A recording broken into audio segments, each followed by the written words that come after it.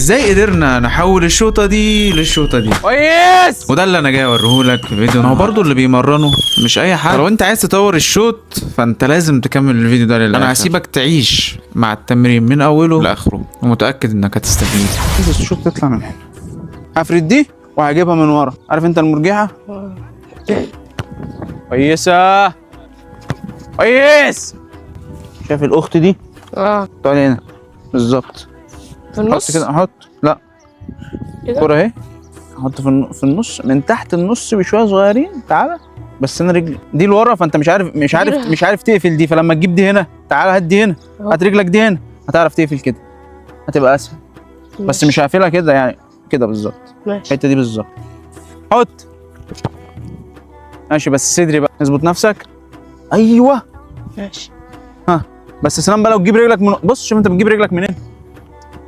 انت بتجيب رجلك من هنا. ايوه كده تمام. تعالى بقى مره واحده، يلا. انا عايز رجلي بص بقى تتقفل ناحيه الجون. يعني انا هشوط هقفلها ناحيه الجون بالظبط.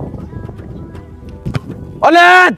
ورجلي بعد ما تشوط تطلع في وش الجون، يعني ما تطلعش لبره ولا تطلع وش كده، تطلع في وش الجون بالظبط. ها ودي. ايوه كده. ايوه لما رجلك دي بقت في مكانها الصح عرفت تظبط دي. ودي. ها حلوه. هات. ماشي كده صح. انا رجلك بتيجي مرخيه فبتلمس الكره بتيجي عامله كده. انا عايز رجلي تبقى جايه يعني عارف ناشفه. ماشي. مش معنى انها ناشفه ابقى شاتت نفسي، لا ناشفه يعني انا رجلي لمست الكره كده يبقى رجلي كده. مش هتلمس الكره ودي وتنخ مني. هات دي. كويسه كويسه. يلا هات. ايوه هات.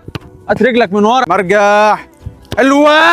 اطلع انا عايزك تيجي تاخدهم من سرعه عشان السرعه دي هتفرق معاك. انت جاي بسرعتك فهتزق. هو الحارس اللي ما بيجيش فيه جوان ده؟ ايه يا عم في ايه يا عم؟ العين بتحدد فبتطلع الجهاز العصبي ينزل للرجل.